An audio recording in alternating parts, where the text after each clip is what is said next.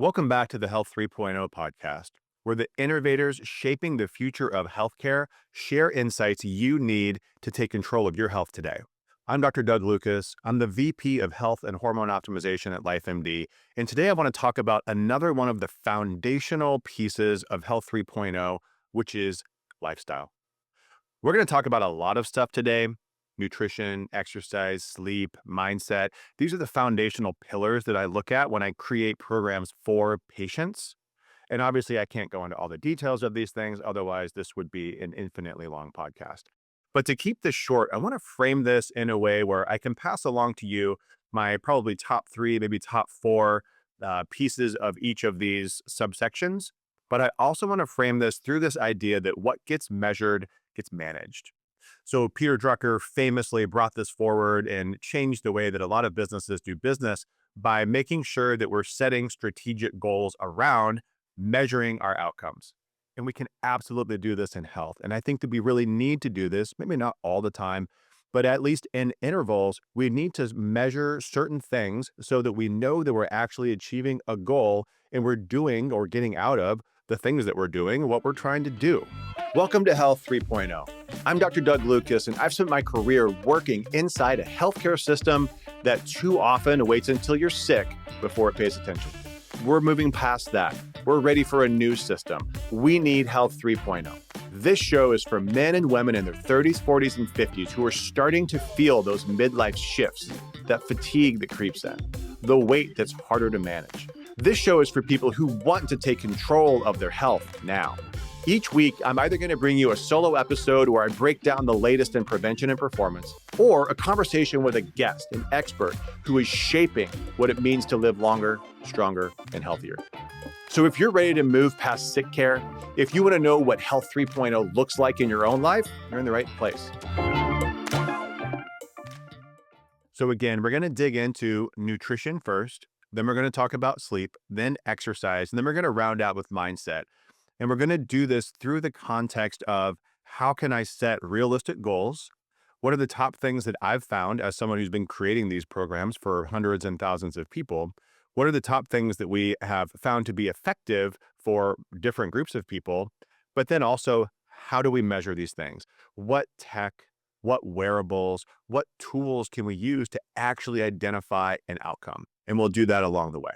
And then in the end, we're going to kind of put it all together so that you could potentially look at your lifestyle pillars if you have them defined, or if you don't have them defined, maybe start to define them so that you can identify for yourself, what does Health 3.0 look like for you? What tools may you want to consider playing with as you start to think more about the foundational pillars of your health?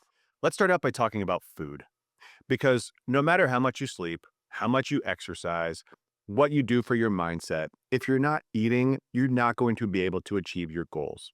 So that's true if you want to improve your bone density, if you want to reverse osteoporosis, if you want to improve your body composition, if you want to look better in a bikini. It doesn't matter. We have to have some fundamental understanding of what we're supposed to eat, because food will have the biggest impact. And unfortunately, it is becoming harder and harder to eat the right foods by making the right choices based on what's around us, because we are both blessed, but also cursed by this overabundance of food, or at least the vast majority of us. We have a lot of food available to us in this country, which is ultra processed, meaning that it has gone through a industrial process to take whole food forms and create some kind of a Franken food. And I can tell you what's ultra processed in your grocery store simply by saying that if it's not in the periphery, if it's not in the outside where you see the vegetables, the fruit, the meat aisle, the dairy, all these things are in the outside of your grocery store. They're all laid out the same way. If you're walking down an aisle, that's pretty much going to be an ultra processed food, with some exceptions. But we're talking about pretty much anything that comes out of a box or a bag. These are going to be processed in some way. And the more processed it is, the bigger of a negative impact it might have on your body. Before we even talk about macros, before we talk about specific named diets like Mediterranean, paleo, vegan, carnivore, we need to understand that food, as our body understands it, comes from whole food sources, meaning it actually doesn't have an ingredient list. It is just a food, like a tomato, like a steak, like an apple, right? These are whole foods. Now, some processing is required in order to actually carry these foods with us. We don't all live on farms, right? We don't all make our own food. I totally understand that. But as minimally processed as possible is what our body will understand. Food is communication. Food is messaging. Human bodies, have been consuming food for as long as humans have been humans. And the more processed we get, the further away from that truth, that communication, that reality we are.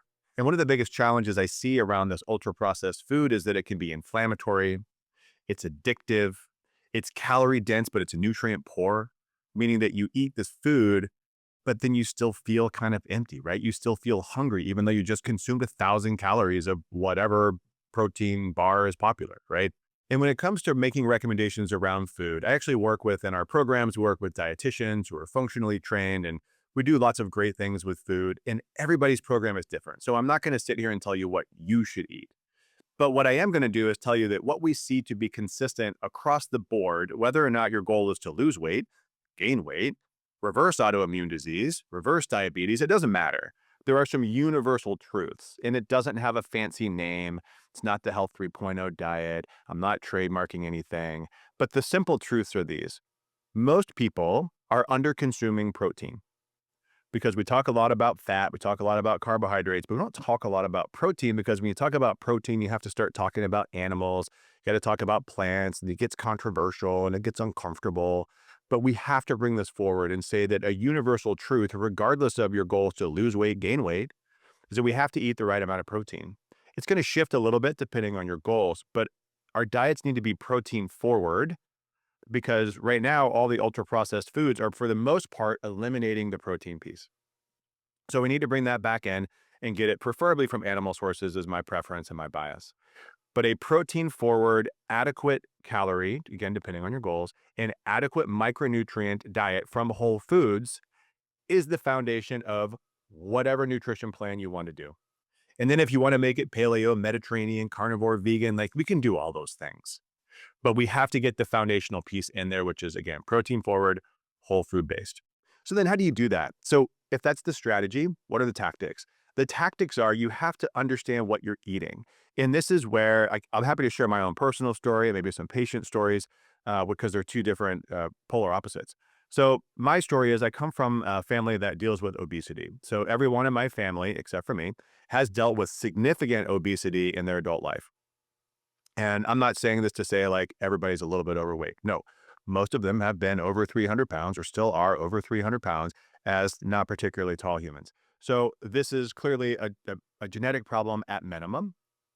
And so I am positioned, which is kind of, in my opinion, a superpower, to be able to put on weight easily. It's a little bit ironic, because I personally currently work with a lot of patients with osteoporosis. And so most of my patients with osteoporosis are underweight.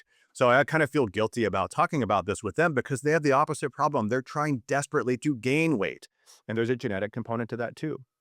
But for me, I know that if I don't pay attention to what I eat, my weight will creep up.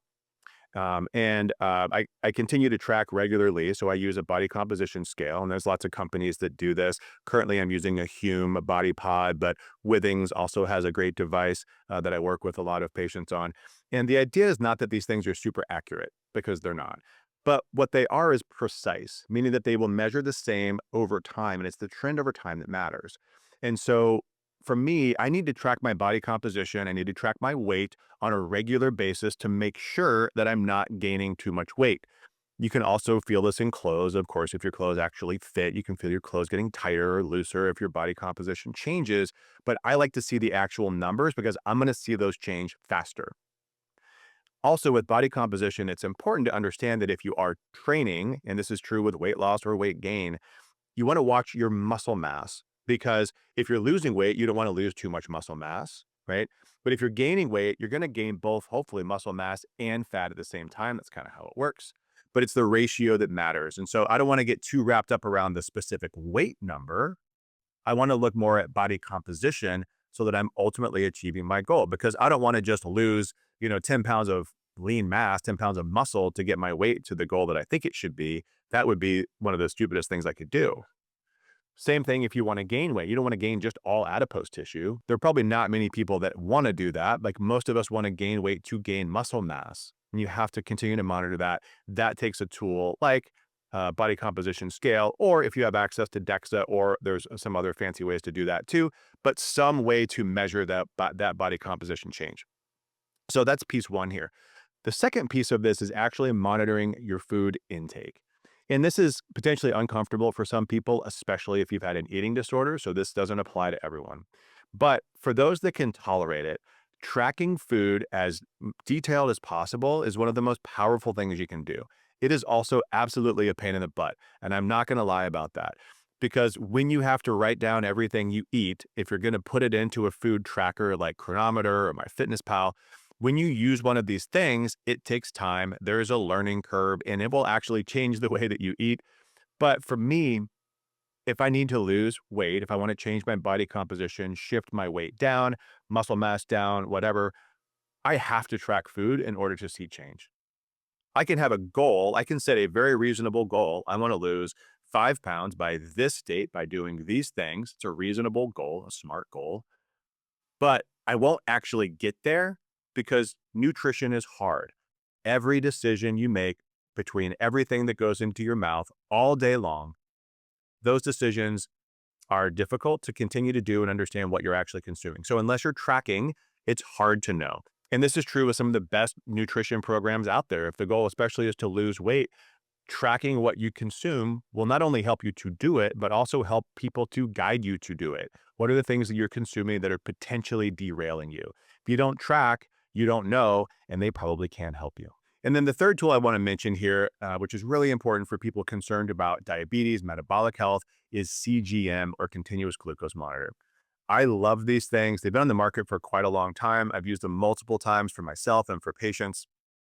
And again, I'll share my personal story, which is I check my biomarkers, my labs frequently, right? I have the capacity to do this. I love doing it. I'm a numbers guy. And for me, my fasting glucose is always a little bit elevated. My A1C, I'll explain what that is, always looks a little bit high. So on paper, I almost look pre-diabetic, which is shocking because I eat a very low carb diet. I'm very physically active and nobody in my family has diabetes. Well, except for my dad, just a smidge. But we don't have the genetics for it. So there's no reason why my biomarkers should look like this. So what we do now is what I learned how to do years ago, which is those biomarkers might not actually be accurate for you. So the glucose is going to be impacted significantly by cortisol in the morning. And I lead a relatively high stress life, got lots of things going on. And so for me, when my cortisol rises in the morning, so does my glucose. But then it comes back down. I know this because I've worn a CGM. A CGM measures your glucose over time. You can measure it every couple of minutes through a device that sits in your skin. And then you can actually learn your true glucose average, your true blood glucose over the course of the day. So now I know that while my fasting glucose is high, it's because I have a huge spike of cortisol in the morning. It's both good and bad. But then it comes down throughout the day. And then my A1C, which is an estimated average glucose over time, is not accurate because my red blood cell lifespan is longer than average. And so actually, the CGM helped me to understand that my A1C, if you backwards calculate it from average glucose, which is what it's estimating, if you backwards calculate it, is actually quite low and it's perfectly normal for what I'm consuming. So I think a CGM can be a very powerful tool if your biomarkers are a little bit out of whack to help understand them, but then also understanding what happens with certain foods that you eat. Another great story. So um, my kids love ice cream. My wife loves ice cream. And I'm always concerned about, what carbohydrates are doing to me because I am just relatively carbohydrate intolerant. And I remember one day I was doing a test on chips. I love corn chips, the salty, the salsa, like I'm a savory tongue kind of person. And I noticed wearing a CGM that when I ate chips alone as a snack, my blood sugar went through the roof. I mean, massive spike. But yet the next day I ate ice cream. Now, of course, I don't think I ate it alone. I think it was after a meal that would have had an impact. I did a follow-up test because I was so impressed by it that I actually ate ice cream alone. So I've done it multiple times and there wasn't much of an impact at all. And it's because with ice cream, you have the dietary fat with it, right? Assuming you're eating a full fat ice cream, you have the dietary fat and the sugar together, but the corn chips are metabolized into glucose almost immediately and you get this massive spike. So which one's worse? Well, it depends on your goals, but it helps to understand what's happening with certain foods. Another one that really tipped me off was eating sushi. I don't do it a lot, but I do it sometimes. And even though I try to control how much of the rice I'm consuming, still a massive spike that I would not have expected otherwise. So, in case you've never used one of these things, you don't know what I'm talking about here. So, what I mean by a glucose spike is that the CGM is actually measuring your blood glucose levels, and it'll track it on an app. It'll show you as your blood glucose rises, you can see it rise. The diabetics use this to control how much insulin they're taking. And so you can see this thing rise and it goes up and it's remarkable. Now, some people do feel this when this happens, especially diabetics who are very sensitive to the ups and the downs. But for me, I didn't feel anything at all, unless it crashed rapidly. You feel that. But you would see this thing rise on the graph. And then what's also important is how quickly it comes down. That's insulin sensitivity. How is your body able to bring it down? And so they calculate all these things on these graphs, like the area under the curve, how long is it high, how high does it go, et cetera. But the shape of the curve matters. The area under the curve matters. And this is where I need people smarter than me to help me understand this. But you get all of these objective numbers that either you or somebody that you're working with, a coach, a dietitian, et cetera, can help you to evaluate, to understand, wow, that's a food you may want to consider not eating or potentially eating less of, or in this pattern with another type of food. If your goal is to keep under a certain average, especially if you're, metabolically unhealthy, diabetes, et cetera, what are the foods that you need to change in order to maintain those goals? Again, very great tool for those that are looking to either understand more or use it as an intervention tool when you're trying to change your metabolic health. All right, so I think that's enough, probably enough tools for nutrition. I could keep going. Again, this is such an important pillar, but let's switch it to sleep, because this is one of the things that I changed in my life several years ago. That was one of the hardest things I've done, because sleep, let's face it, most of us don't understand why we sleep. We're all really busy, right? Got a lot of things going on. Like, I have 3 kids. My wife and I both have companies. We have a mission. I've got lots of things that I want to do. Why do I need to spend a third of my life with my eyes closed? And it doesn't even make sense evolutionarily either, right? So let me go back, before modern society, when we were protecting ourselves from animals by sleeping in caves or from other humans, whichever, sleeping, we all sleep at the same time. Sleeping does not make sense, right? You close your eyes, you can't hear, you can't protect yourself. This does not make sense. But yet, sleep is preserved in every species on the planet, from insects, mammals, fish, everything sleeps in one way or another. So it's got to be important. So as humans in a modern culture, in a modern society, this is one of the things that we absolutely have to preserve. And I didn't understand the importance of this, even as a surgeon going through residency, where we're up all night. The next day after you're up all night, this is, I don't know if I should say this out loud, but this is the time when you got to operate because you were on call, you brought in all these patients, and then you operate them on them the next day. This is how residencies used to work. It doesn't work this way now, because apparently there's some safety issues there. But that was the time that you would operate. So we would go 24, 36, 48 hours all the time. So we were forced to do this. We wanted to do this because we wanted to learn how to operate. But I didn't understand the negative impact of that until I read a book by Dr. Matt Walker. So he wrote this book called Why We Sleep, and it changed the way that I look at sleep forever and the way that I talk about it to my patients. So what he did in this book is to lay out the available evidence that demonstrated the significance of short sleeping. And by short sleeping, let me define it for you. If we say that humans need 8 to 9 hours of sleep, that's sort of like the standard. Some people would say 7 to 9, but whatever. Short sleep can be defined as, depending on the study that you're looking at, less than 7 hours, which is a lot of us, right? Less than 6 hours, less than 5 hours. Okay, so those are all different versions of quote unquote short sleep. So I've got some numbers here that I'll share with you. So around 30% of the US population at large, this is workers, non-workers, this includes older population. So this is not those of us in the professional space, but adults across the board, 30% fall short of the 7 hours, which is actually way less than I would have thought. But still, 30% of all the adults in America is a lot of people. Now you can carry that on to who are considered employed adults, and that becomes then 30% sleeping less than 6 hours. So that same number, around a third sleep less than 6 hours a night, which is pretty significant short sleep. And then you can get all the way down to less than 5 hours of sleep, and about 20% of Americans, adult Americans, will get less than 5 hours of sleep. And if you've ever had a bad night's sleep, which if there's any parents out here, you've had a bad night's sleep, right? If you've ever gone through college, you've had a bad night. I mean, we all know what this feels like. And it gets harder and harder the older you get. But when I have a bad night's sleep now, the next day I feel terrible, right? I think we know this, right? We feel terrible. Generally, what I feel is a little bit more anxious. I feel hungrier. My food decisions change. So I feel more driven to eat carbohydrates. Um, Cognitively, not as sharp. And I'm still relatively young, right? At 47. When I talk to my older patients, having a bad night's sleep is a really big deal. And if you look at the research, you can see that it does have an impact. Even just one night will have an impact on your cognitive health. It'll have an impact on your immune system. It'll have an impact on your gut health. It has an impact on decision making around food. It will, if you do it long enough, have an impact on weight, on the ability to maintain weight, on muscle mass. I mean, all of these things that we are trying hard to do something about, sleep will impact with even just a couple of nights of bad sleep. So then when you stack this over time, you can imagine that in the Health 3.0 model, where we want to prevent chronic disease, we need to reduce inflammation, reduce oxidative stress, make better decisions around food, make better decisions from a mindset perspective, which we'll talk about soon. Sleep is the cornerstone of all of it. And yet, it's hard to do because, again, we're busy. I've got all these things to do.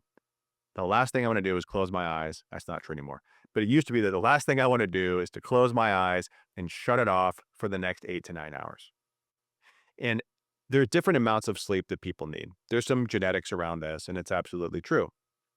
But there are no genetics that support sleeping less than 7 hours. So it might be that you do great actually between 7 and 8 hours of actual sleep. Let's talk about what I mean by that in a minute. Some people need more like 9. Some people need more like 10. And there's actually some research that puts some numbers on these things. And I'm going to quote these again. I've got them right here. For those that sleep less than 6 hours, you see a dramatic rise in all-cause mortality. You see a 2x increased risk of myocardial infarction, that's heart attack. You see a 50% reduction in the immune system cells called natural killer cells. These are the cells we need to kill cancer cells as they come up. You don't want to reduce those cells. And you see an increase in the risk of accidents, especially as we age, especially as this becomes chronic, because you start falling asleep during the day. And of course, we've all been told by our grandmothers, for the most part, that we need to get 8 hours of sleep. So why don't we do it? Well, we don't do it because we're busy, because we don't understand why we do it, and because we're all stressed around getting all the things done during the waking hours. So when we talk about tactics in a minute, we'll talk about the sleep window. But I want to take a moment to talk about sleep quality, because it's not just time. It's not just quantity. It has to do with quality too. And so we need to set this window, but then within that window, we need to actually learn how much sleep we're getting. And this is where the tools can become helpful. So when we sleep, we actually go through different stages. And if you've never looked at this, you should definitely read into this in depth. Matt Walker's book, great way to do it. But we need deep sleep, which is the first part of the cycle. We need light sleep, although some people say, like, I just want deep and REM. But no, we need light sleep too. There's benefits there. And then we need REM sleep, or this rapid eye movement sleep. Each stage serves a different purpose. We need to go through all of them. And there's actually animal studies where they can prevent the animals from going into like deep sleep alone, for example, and they'll still get light and REM sleep. Those animals die. Same thing if you cut out REM. If you cut out REM and you allow them to get deep and light sleep, but no REM sleep, they still die. We need all three of these. We need all three of these, and we need to understand how much of them we're getting. And again, this is where technology can really help. But before I get into the trackers, what I want to say about the sleep window is, if I say, for example, like I need between 7 and 8 hours of sleep, I'm not saying I need 7 to 8 hours of in bed time. I need 7 to 8 hours of sleep. So if I have poor sleep quality, that might mean I need 8 to 9 hours in bed, or maybe it's 10 hours in bed, depending on what's going on. So we need to understand how much sleep we're getting. And again, this is where trackers become helpful, because you don't know, right? Like you've probably had nights where you felt like you didn't sleep at all, but maybe you did sleep for 5 or 6 hours, right? And you've probably had nights where you felt like you slept great, but you didn't actually remember that you were tossing and turning and up, and you didn't have any recollection of that because it happened in certain points of your deep sleep. So tracking can be really helpful here, because we don't know what happens when we sleep for the most part. So what trackers am I talking about? Well, there's actually a number of devices that do this now. When I started looking at this, the biggest device in the market and still carries probably the biggest percentage of market share is the Aura Ring. So Aura is a company that came out, several years ago, definitely market leaders who in a device that fits on your ring. I'm not wearing one today. I haven't worn it in a while. But in a device that fits on your finger, can tell you your quality of sleep. It can tell you what's called sleep onset, how long does it take you to fall asleep, how much deep sleep are you getting, how much REM sleep are you getting, and it'll objectify it. It'll give you a score on the other end. And I found this really helpful early on to understand what my sleep window needed to be. Now, I'm not wearing it now. I'll probably wear one again in the future, but I'm not wearing it now because I learned the lessons I needed to learn. And sometimes you have to be careful with how much data you're getting and how much time and effort and energy you're spending on that data. But I found it to be very helpful to shape my habits, and I'll talk about habits in a minute. But Aura does it, and now a bunch of other companies do it too. So your Apple Watch will do it if you're an Apple person. Hume Band is a product that I've been using recently, testing, and that's a wrist-based device. Whoop will do it, especially designed for athletics and recovery. So there's a bunch of different devices that'll do it. Even some mattresses now will do it and measure it, and mattress covers will measure it. So it's something that can be easily measured. Now, from a accuracy perspective, they're all different. They're going to give you some metrics. Some of them sound the same, but they're not the same. So don't get too lost in the weeds here. What you want is something that you can identify, this is my starting point. I'm going to do an intervention, increase my sleep, whatever duration, habits, whatever. And then this is the outcome of that. That's how we use these devices. It's not that we need to track this every day for the rest of our life. We need to understand what's our starting point. Do we need to do something about it? And if we do, what is the outcome of that? Again, let's create these very smart pathways forward using this technology. And that's a good time to bring up this concept of orthorexia. So orthorexia kind of sounds like an eating disorder, but this is a term that's defined around changing your habits to an extreme, and it is often used in the food space, but changing your habits to an extreme that it has a negative impact on the rest of your life. So as it applies to food, I didn't mention earlier, but as it applies to food, people who are orthorexic will eat such a clean diet, go through such effort and energy to consume what they consider is an optimal diet that has a negative impact on all of those around them. And I think we all know these people, right? I may have been called this once or twice from my friends. But when it becomes a negative, we have to watch out. And sleep tracking can do this. And I've had some patients who've actually used these devices, and it ended up being a negative for them because the numbers provoked anxiety. They couldn't figure out, or they, when they had a bad night, they just couldn't perform because they knew that everything was going to be bad, even though they felt great. And so we have to understand the numbers for what they are. Some people don't do well with these numbers, and that's okay. But it's worth trying because it can have a very positive impact. And if you notice that it's having a negative impact, stop using it. Nobody's forcing you to. So once you're tracking, then the next question is, what can I do to improve my sleep? Now, uh, we talk about hormones a lot, and yes, there's clearly a hormone picture here, but what I want to talk about are actually the behaviors. I want to talk about what's called sleep hygiene. So sleep hygiene, kind of a weird term, but sleep hygiene is the behaviors around your sleep window. So this is actually kind of starting even early on in the day. How much caffeine are you consuming? All the way through the day to when your last meal was, what activities do you do before bed? And then what things do you need to do to get into the right space to actually get good quality sleep? And I'm not going to go into all of them, but I do want to talk about some of my favorites. So one of the things I impart to just about everybody I talk to, because very few people are doing this well, is a consistent sleep schedule. Most of us are in a 5-day work week. Most of us change our sleep schedule over the weekend. I'm guilty of it too, but I try to minimize it because think of it this way. We all know that jet lag is a real thing, right? If you travel a lot, especially from, East Coast to Pacific time, if you're moving more than one time zone, you'll feel it, right? There's a negative impact. It's very palpable. Think about it. If you are now moving your sleep time from, let's say you're really good and you go to bed at 9:30 on weekdays, but you binge watch Netflix until 11:30 on weekends, that's called social jet lag. You didn't actually go anywhere, but you changed time zones, right?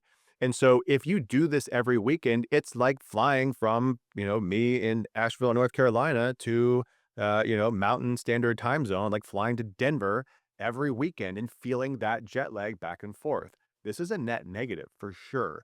So while I get it, it's nice to be able to have a little bit more relaxed of an evening. Try not to push it past an hour. I don't feel it if I go to central time. Like that doesn't bother me. So I'm comfortable doing that. For people that have real sleep struggles, I recommend they don't do it at all.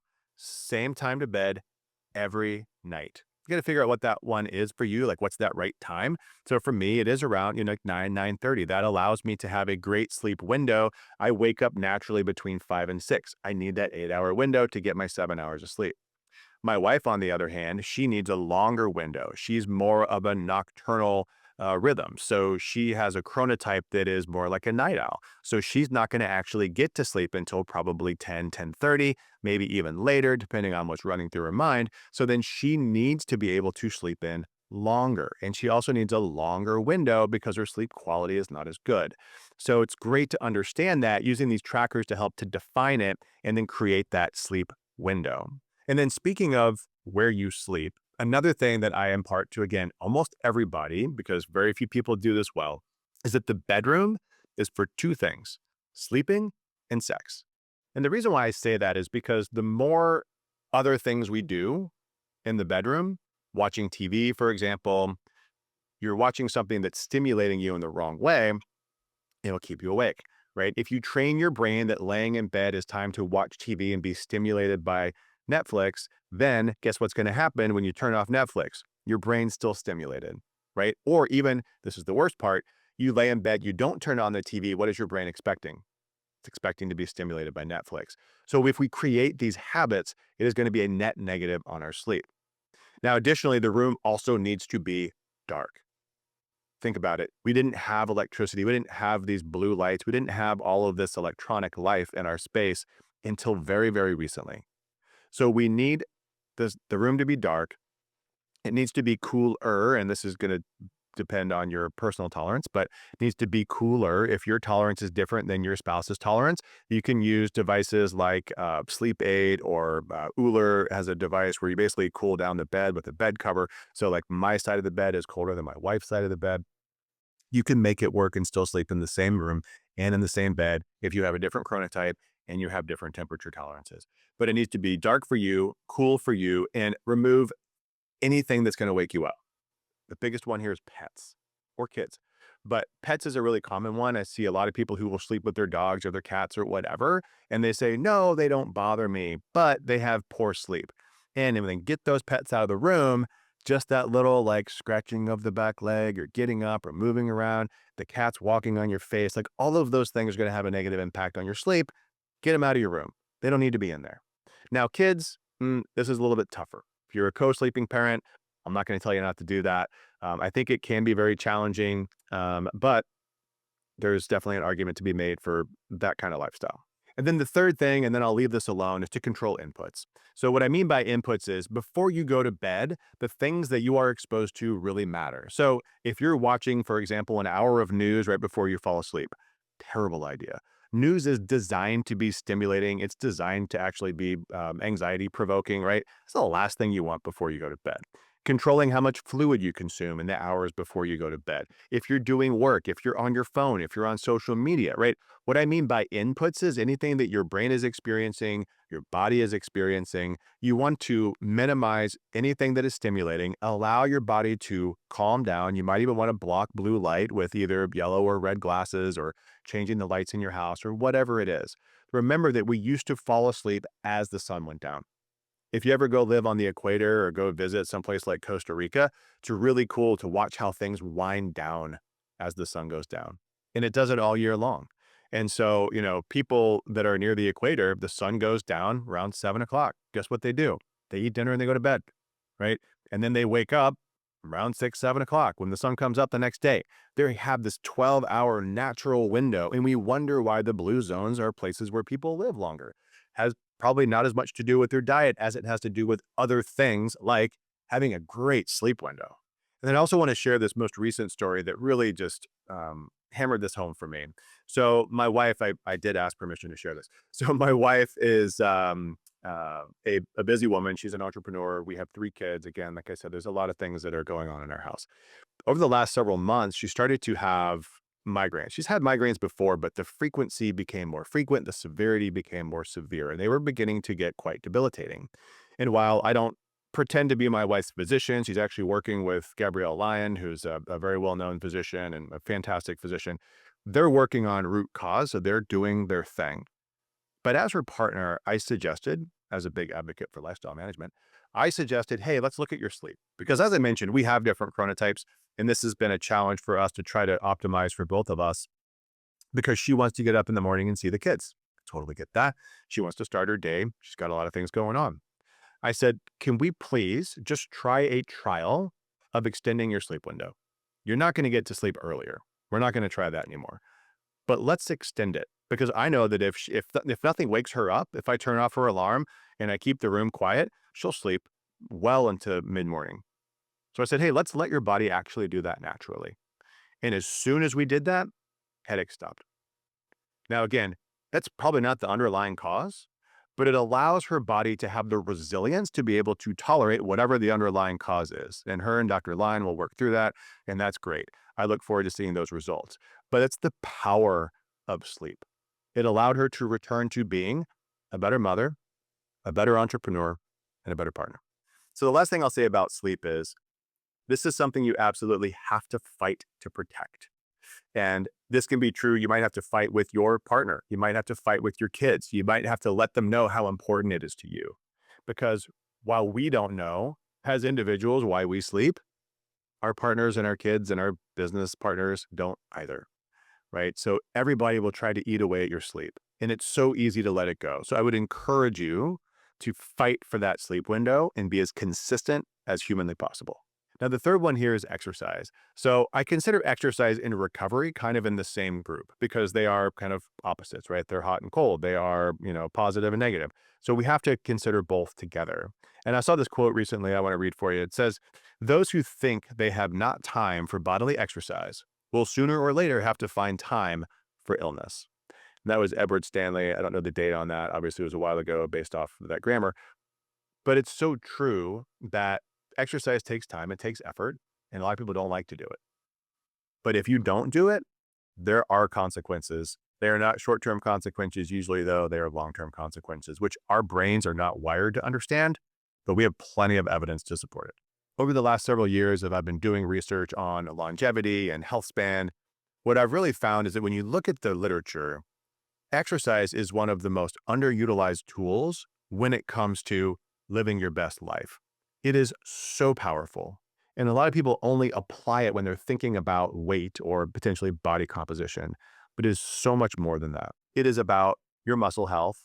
It's about your bone health. It's about your mental health.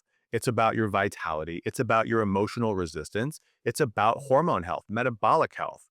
It is part of the foundation of almost everything, of almost our entire experience. And yet, the majority of Americans are not working out.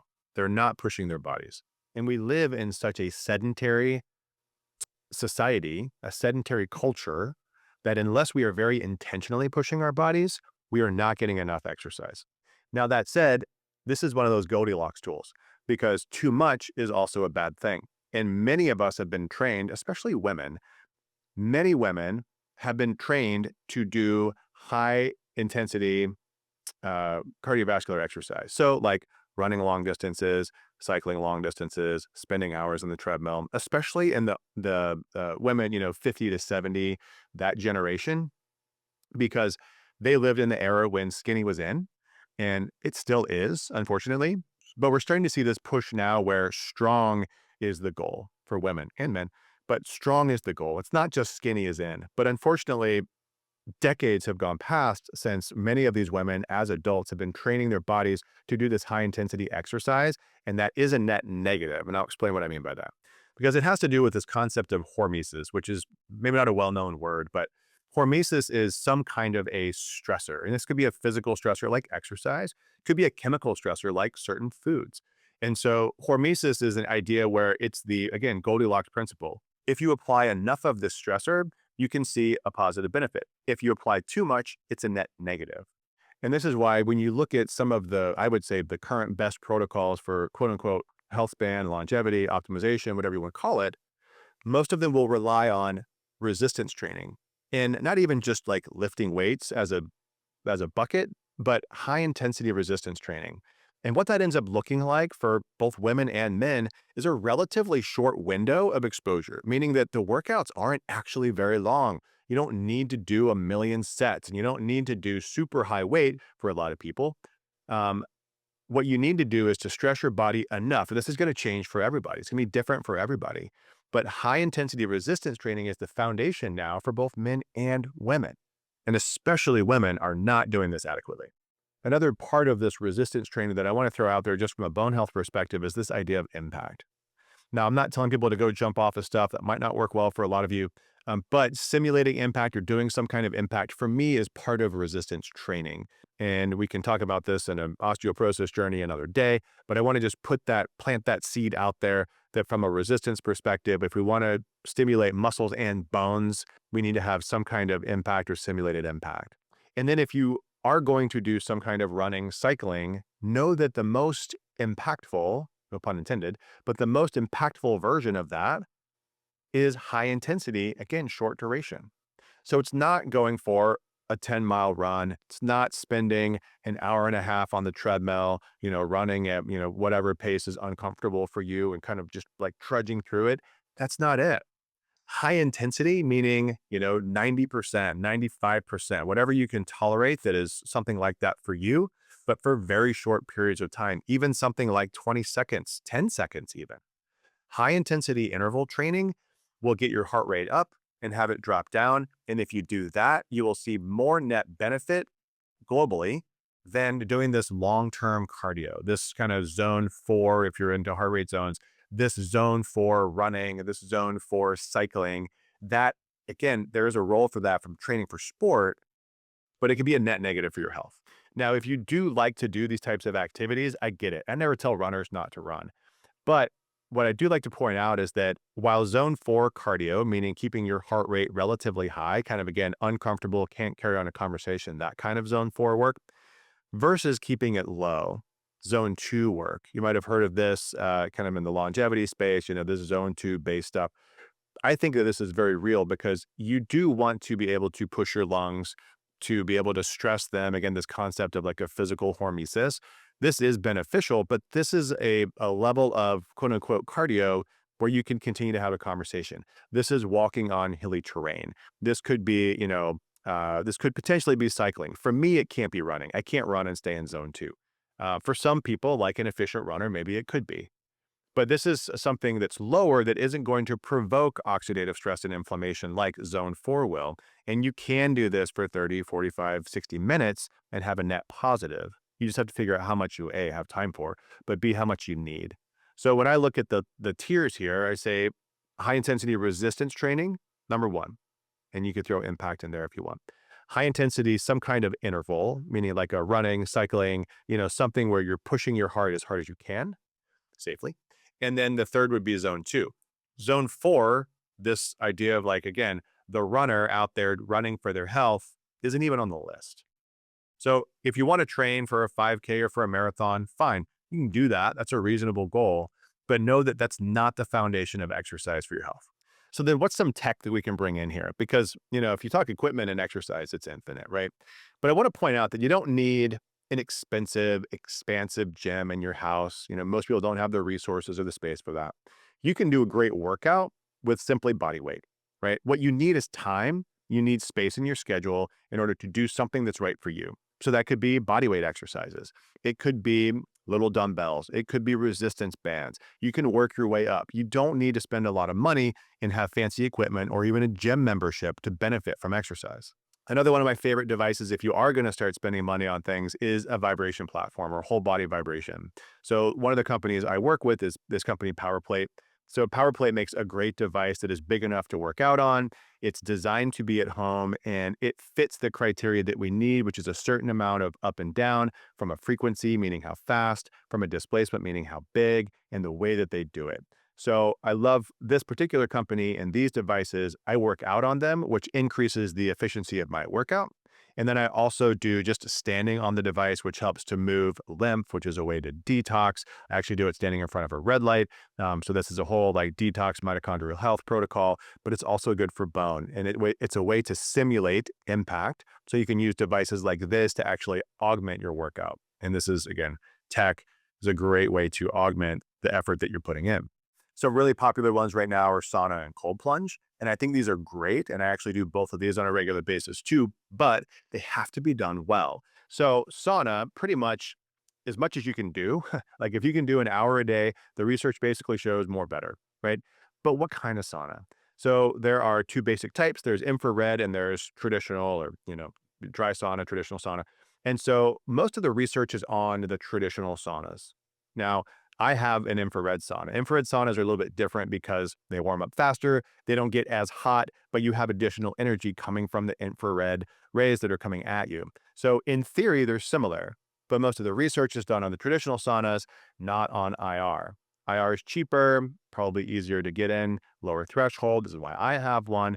But if I could right now, and when I talk to people that are big sauna users, if they could swap out their IR for a traditional, they would. So if you have the resources to get a traditional sauna, there's more and more of them available. Competition's driving down the price. I would start there. Now, cold plunge is an interesting one. There's lots of, influencers out there showing how cool they are and how cold the water they can get into. And that's fine, except that the research around cold plunge is really not in water that cold. It's actually more in water that are like in the 40s and 50s for longer periods of time. So there's very little research on, the 37-degree cold plunge for 2 minutes. In fact, I've never seen a study on that. So maybe you're getting some of the same things and you're just time collapsing your success, or maybe you're just stressing the heck out of your body and it's not good for you. We don't really know. So what I will say about cold plunge is that there is some potential benefit. The research is not as strong as I would love for it to be, though. So if you had to choose between the two, sauna definitely has better research, but I do love cold plunge for recovery specifically. So you don't want to use it right after your workout, but if you use it on your off days and your recovery days, which I'm going to talk about more in a second, if you use it on recovery days, it is a way to get blood out and bring better blood in. This is a way to heal faster. I use this I always struggle with like chronic tendonitis in my Achilles. This is a way when that's flared up for me to help to get that better faster. I know lots of athletes that use cold plunge for this purpose. Now, there's also some potential hormonal benefits and growth hormone spikes, adrenaline spikes. So you can use it for lots of different things. There's a psychological component to this too. So I know lots of very successful people that start their day with cold plunge, and that's great. I've been off and on with that. But consider it for what it is, and it could actually be a net negative if you use it the wrong way. So consider that not everybody needs it. It is adding stress to your life. So if you're someone who's dealing with too much stress already, you probably don't need to do cold plunge too. Let's not add more stress where we don't need it. But it is a great tool, especially for recovery. And some of those devices that I mentioned around sleep, like Aura and Whoop, they also measure activity and recovery. So these are cool devices that can actually help you to determine, how quickly am I recovering? Am I working out too much? Which is, like I said, definitely a thing. Not recovering enough, that kind of work. Again, how precise, how accurate? Yeah, we don't really know, but they're just guides. So use them for what they are, what they're good for you, but we don't necessarily have to go overboard with these devices when it comes to this space. And then the last thing I'll say about exercise is the recovery piece. Remember that muscles actually get bigger in recovery. Bones actually get stronger in recovery. So yes, we need to stress them. Yes, we need to push them, but we need to give them time to recover. I find a lot of people, they get really into working out and then they overtrain. The recovery days are critical. So for many untrained or not highly trained individuals, they don't need to do resistance training more than 3 days a week. Sometimes it's 2 days a week, right? Their recovery is so slow because their body's not used to it. So this is great. This is a great reason to track, is because it's helpful to understand what your recovery is like. But just know that there are lots of things you can do in recovery. So recovery is not doing nothing. Recovery is doing things like sauna. Recovery is mobility exercises. This is actually a good place for me for yoga, adding a yoga day in, or Pilates, which is actually quite a bit of a workout, but more of a core workout, not working out the other pieces. So recovery is active recovery, stretching, rolling, mobility. It's not just doing nothing. Recovery is something, but it's not pushing like you would on an active day, on a resistance day, or a high intensity day. All right. So the last piece is mindset. So mindset is kind of an overarching component to everything that you're doing. Because without the right mindset, you're not going to exercise. You're not going to exercise well. Without the right mindset, you're not going to make good decisions around food. So mindset's really critical, but it's also the hardest to describe. It's the hardest to measure. It's the hardest to improve because it isn't something that I can just like have you look at an app and change, right? Mindset is something that really needs to be understood. This is almost really where health coaching comes in, but there are some things you can do on your own. One of the biggest challenges around mindset is that we live, as I said before, in a very hurried, uncomfortable environment. We're pushed from every angle, right? Cortisol is one of the biggest drivers, the master hormone that comes from all the stress that we perceive. And because of all of our notifications from our devices and our computers and our lights and our homes and our, all the things that we do, cortisol rises and that's going to have a significant impact on our mindset and the way that our brain's working and our body's working. Cortisol is also tied to our immune system. It's tied to our sex hormones. So again, this idea of mindset is going to change all of these things if we're not able to have an impact on our cortisol from within. So while I could talk about mindset forever and the different perspectives of it, I want to give just a couple of very like functional, usable chunks here. So the first important thing when it comes to mindset is time. You need to make time for yourself. And I see this over and over again. And this is true for women, it's true for men, it's true for parents, it's true for singles, it's true for partners, it's true for everyone. Because again, there's so many things coming at us. We're in an unprecedented time when everything is grabbing for our attention. If we don't intentionally make time for ourselves, you will not have time to actually create the right mindset because this has to be very intentional. So we have to create space for whatever it is that we're going to do. I'll talk about those tools and those tactics. Have to create space for that. And we have to stick to it. And we have to push those things away that are trying to fight for that time.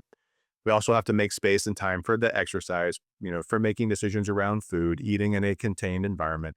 Like all of these things are about time and time management.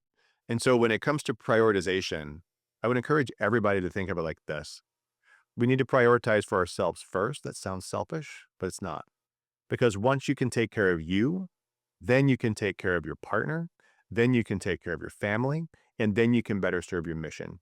But if you fail on that first one, if you're not taking care of you, everybody else is going to feel it. And the second thing I want to talk about is this idea of a growth mindset. So how we think about our future and our current self is going to dictate how we move throughout the day, and it's going to dictate day-to-day success.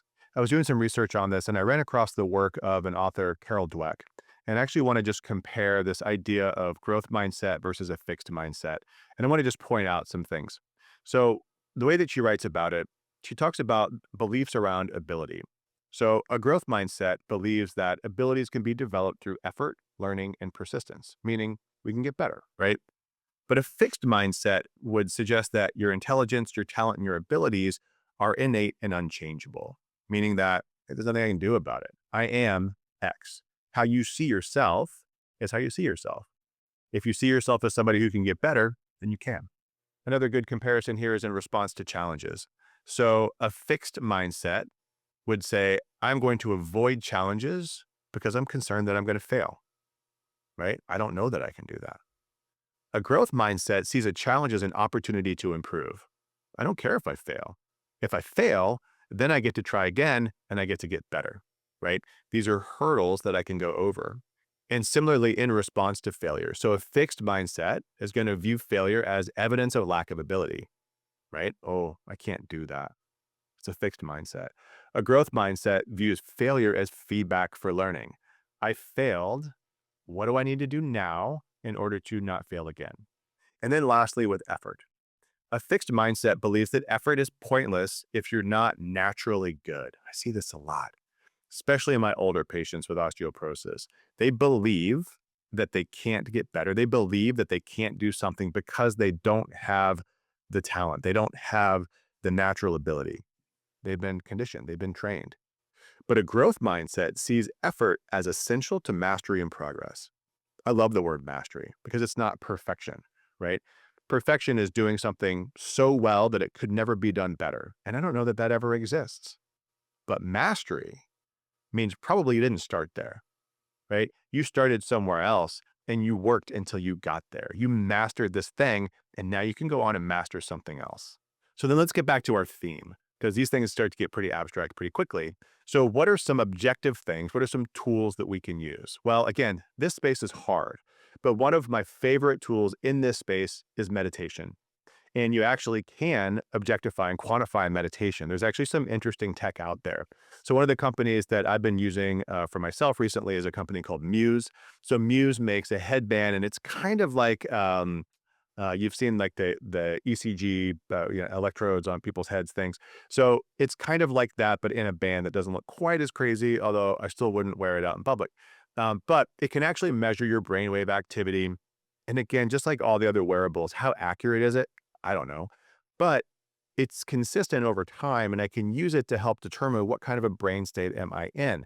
And so it helps me to monitor how well am I meditating.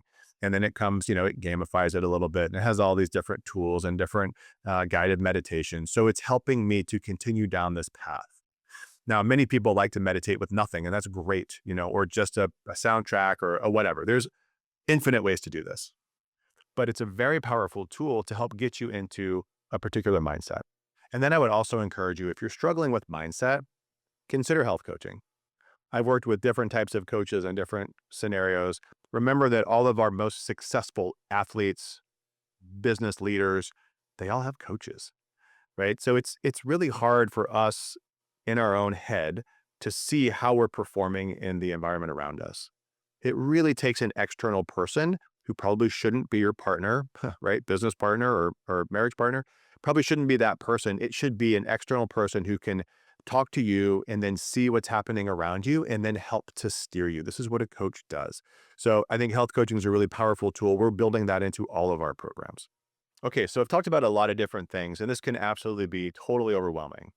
But what I want to say is that this is not a race. Usually these things are not urgent. We just need to pick one and move forward. So how do we do it?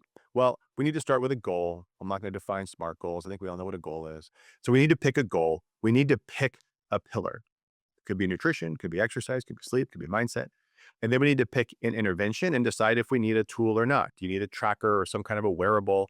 Obtain that thing and then define a clear starting point and a clear end point, what your intervention is. Do that for that defined period. Be great if you had an accountability partner to help do it. And then when you get there, recalibrate, reset, and go again. And this is how we continue to improve with the growth mindset over time to continue to optimize our health. And again, for all of us, this is going to be what Health 3.0 is. We have to all be pushing, advocating, working with ourselves and not relying on an external device, doctor, system to do it for us. Because remember that all the research in the world, all of the external influence in the world is knowledge.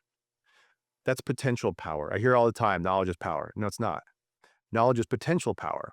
Knowledge plus action is power. That's how you make changes in your life. And that's what Health 3.0 is all about. We're moving past this one-size-fits-all medical model because it doesn't work for anyone. We need data-driven, personalized, independent, autonomous health. So that's it for today. And remember that if we're going to age with strength and grace, we need to prioritize our health. And whether you're listening to this or watching this, we would love to hear your comments about this type of content and what type of content you feel like you need in your own health journey. So whether you're on YouTube or Spotify, please leave us a comment. We'd love to hear what you're thinking.